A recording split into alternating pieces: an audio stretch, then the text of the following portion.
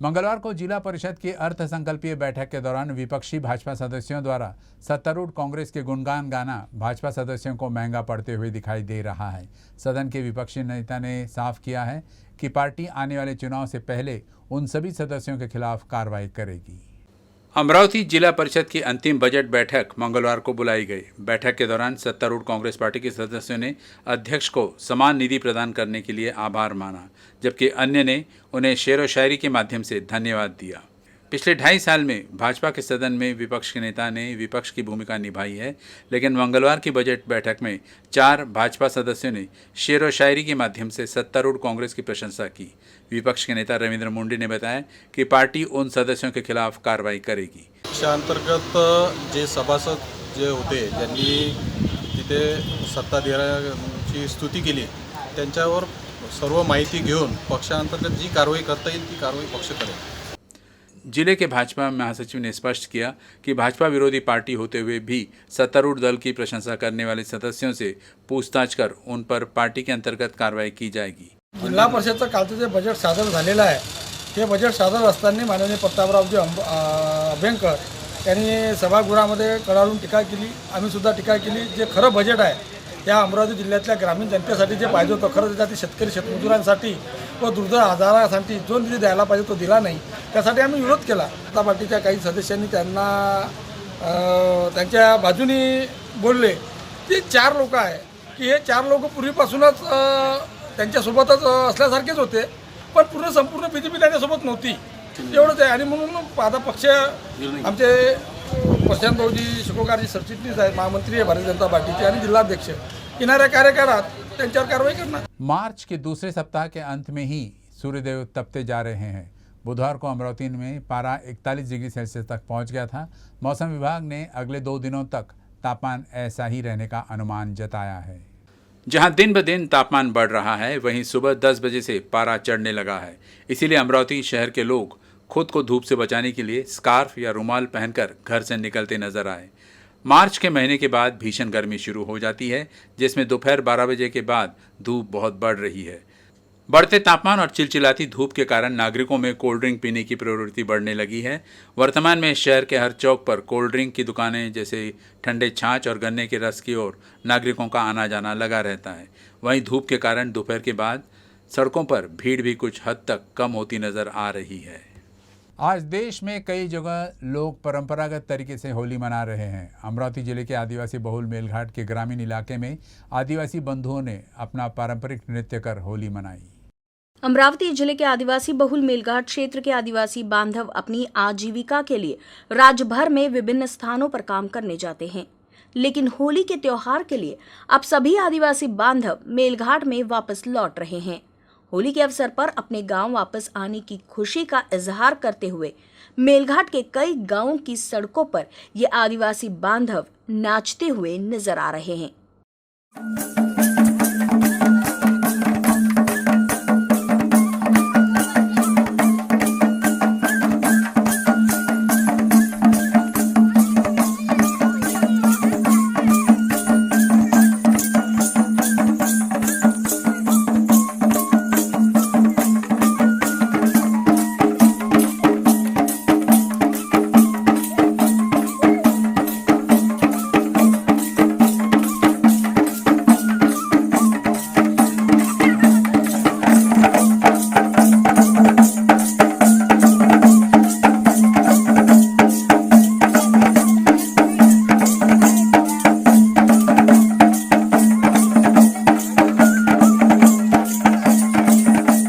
करीब 2 साल के कोरोना काल के बाद इस साल होली बड़े उत्साह से मनाई जाएगी, लेकिन शहर में कानून व्यवस्था बनाए रखने के लिए अमरावती में लगभग 2000 पुलिसकर्मियों को तैनात किया गया है।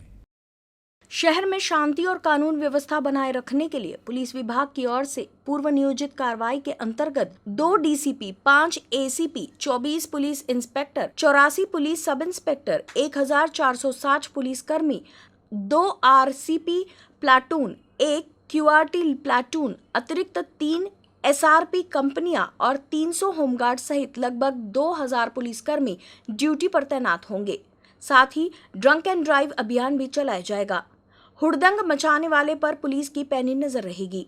महिलाओं और युवतियों के लिए विशेष दामिनी पथक सक्रिय रहेगा। चूंकि अभी भी कोरोना संक्रमण का खतरा टला नहीं है, इसे ध्यान में रखते हुए होली मनाने की अपील सीपी डॉक्टर आरती सिंह ने की है।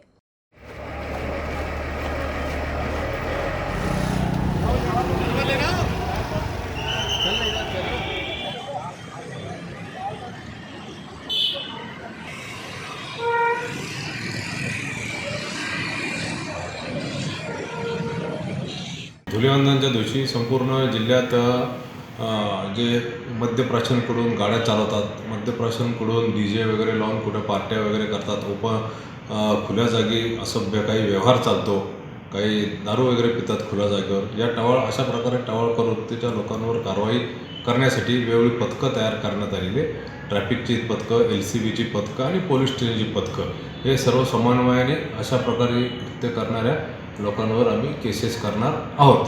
होळी धुलिवंदनच्या अनुषंगाने मागील जे गुन्हे वगैरे दाखल झाले होते 5 वर्षात त्याविरुद्धच्या जे त्या गुन्ह्यातील आरोपी होते त्यांच्यावर उचित कलमान्वये प्रतिबंधक कारवाया करण्यात आलेल्या आहेत आणि अजूनही प्रतिबंधक कारवाया सुरूच आहेत. जिल्ह्यामध्ये आपण जिल्हा पोलीस दलाचे सर्व कर्मचारी, त्याजवळ SRPFची कंपनी आलेली, SRPFची कंपनी आणि 3 RCP प्लॅटून आणि जे ऑफिसर जे मुख्य ऑफिसमध्ये आणि मुख्यालयात जे कर्मचारी आहेत त्यांची वेगवेगळे स्ट्राइकिंग फोर्स तैयार करून ते पुलिस स्टेशन इथे पाठवण्यात आलेले आहे. कोरोना संक्रमण में कमी के बाद हाल ही में अमरावती जिले में 1ली से 12वीं कक्षा की स्कूलें शुरू हो गई, लेकिन स्कूल की मध्याह्न भोजन योजना अभी भी बंद है।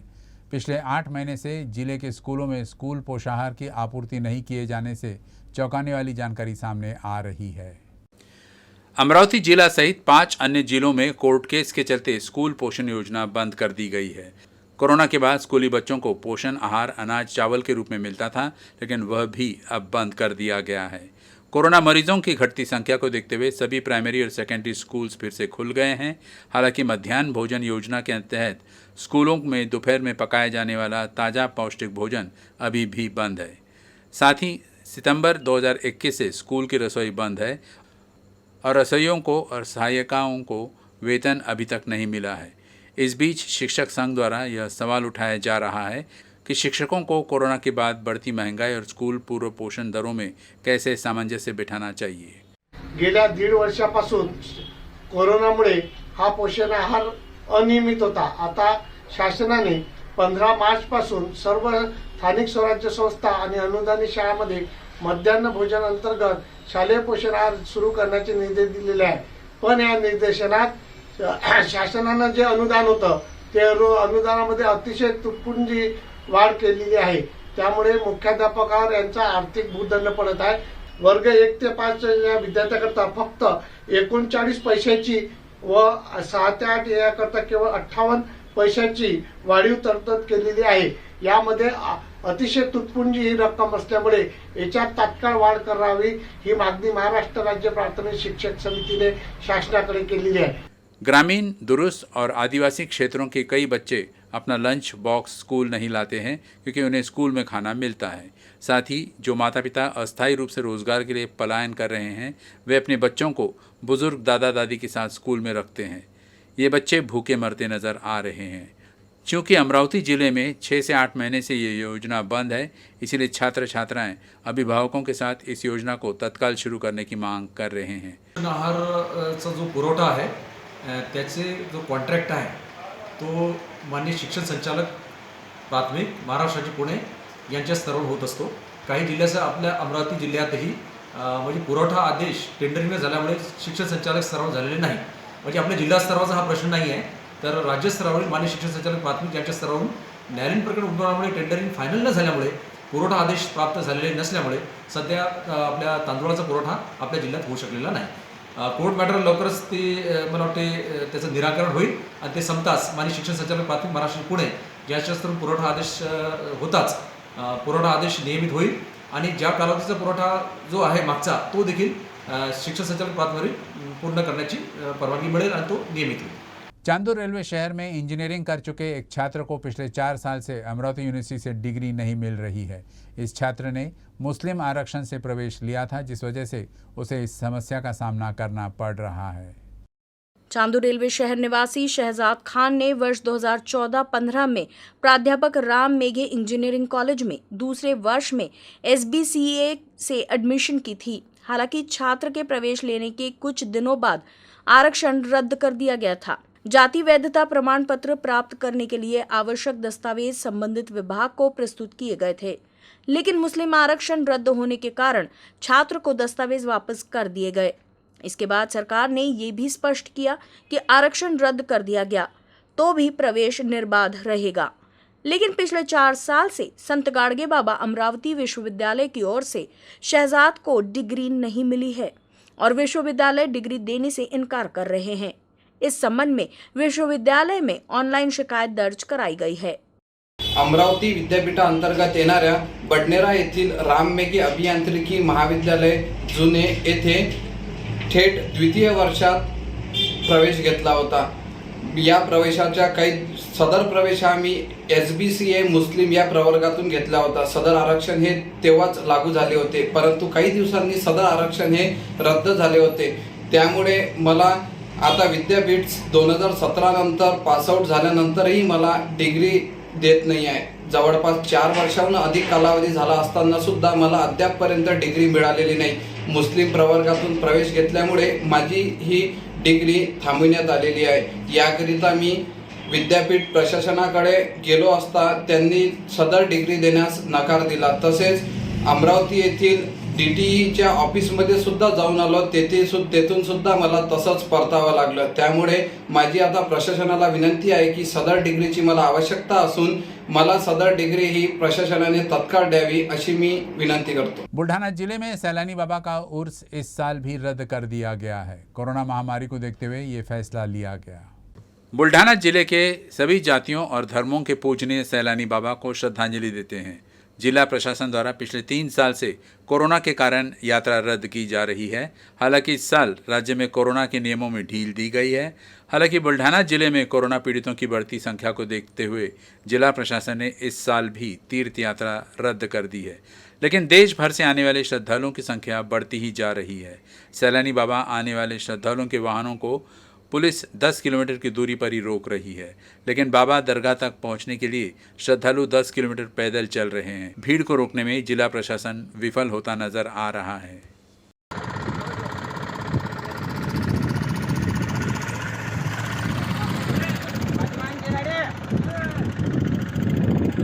भैया कहाँ से आ रहे? पैदल पैदल कहाँ से आ रहे?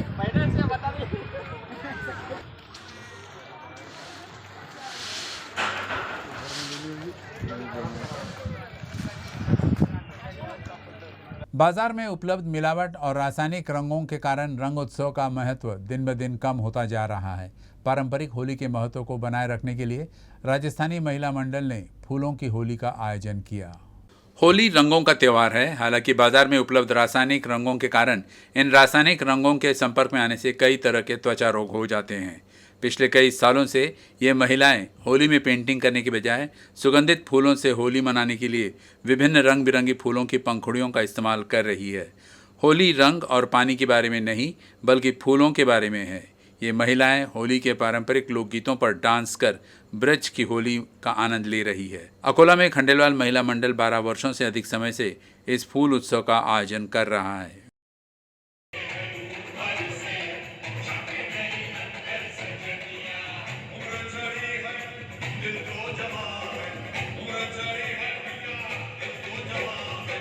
कोरोना के कारण चिकन और मटन कारोबार भी ज़बरदस्त प्रभावित रहा है। हालांकि अब होली के मौके पर इस व्यवसाय के अच्छे दिन लौटने की उम्मीद है। कारोबारियों ने इस साल 25 से 30 हज़ार किलो चिकन मटन बिक्री की उम्मीद जताई है। कोरोना के कारण पिछले 2 साल से मटन कारोबार आर्थिक तंगी से जूझ रहा था। हालांकि अब मटन कारोबार में अच्छे संकेत मिल रहे हैं। वजह है इस दफे कोरोना प्रतिबंध होली। जी हां, 2 साल से पहली मर्तबा लोग प्रतिबंधों के साये से निकलकर बंदिश मुक्त होली मनाएंगे। लिहाजा होली के दिन मटन और चिकन की काफी भारी मांग बढ़ने की उम्मीद है। कोरोना से पहले नागपुर में अकेले होली के रोज 25 से 30 हजार किलो मटन की खपत होती थी। अब इस साल इसमें और बढ़ने की उम्मीद है। यही वजह है कि नागपुर में इस वर्ष मध्य प्रदेश और महाराष्ट्र के शहरों से बकरों की आपूर्ति की जा रही है। मटन बाजार में मटन का भाव 700 से 800 रुपए प्रति किलो बिकेगा। मटन कारोबारियों में बताया कि 2 साल से धंधा मंदा था, हालांकि अब बम्पर कमाई की उम्मीद है। अभी होली में अब लोगों में जो लोग हैं, अभी जो पैसे लोग जमा करके लोगों ने लगे रखे हुए हैं, हर कोई चाहता है कि अपन होली में मटन वगैरह खाए करके, तो उसके लिए हमने ज़्यादा से ज़्यादा जो बड़े बकरे होते हैं वो सब हमने लाके इकट्ठा किए हैं सब दुकानदार भाइयों ने, और हमें उम्मीद है कि इस साल अच्छा होगा धंधा। कोरोना इसके बाद बर्ड फ्लू की मार से चिकन की बिक्री जबरदस्त प्रभावित रही है, लेकिन अब मुनाफे की उम्मीद चिकन कारोबारियों को भी है। शहर में होली के दिन चिकन की हजारों किलो की बिक्री होती है। यही कारण है कि व्यावसायिक भी इसको लेकर उत्साही है।